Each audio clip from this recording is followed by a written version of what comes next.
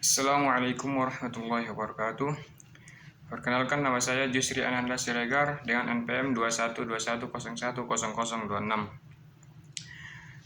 Di sini saya akan memenuhi tugas UTS saya mata kuliah pengantar ilmu hukum dan tata hukum di Indonesia.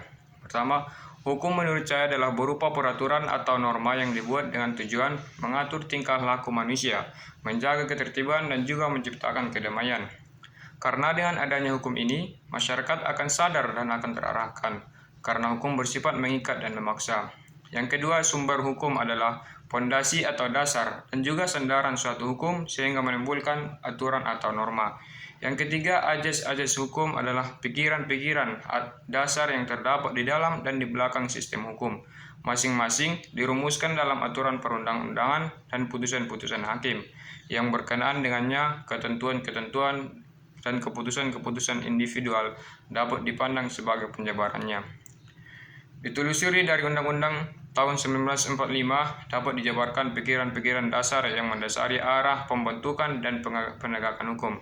Asas tersebut refleksi dari hukum Pancasila, yaitu mencakup: pertama, asas pengakuan atas hukum tertulis dan hukum tidak tertulis atau disebut hukum adat.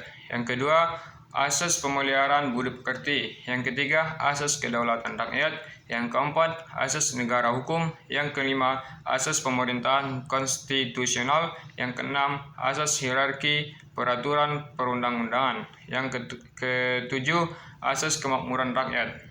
Pertanyaan keempat yaitu sistem hukum Indonesia adalah sistem hukum campuran dengan sistem hukum utama, yaitu sistem hukum Eropa kontinental, sistem hukum adat, sistem hukum pengadilan, dan juga sistem hukum agama atau syariah. Karena dalam mengambil keputusan tidak hanya mengacu pada hukum perundang-undangan saja atau hanya mematok pada hukum adat dan perundang-undangan saja, tetapi juga terkadang mengacu pada hukum pengadilan.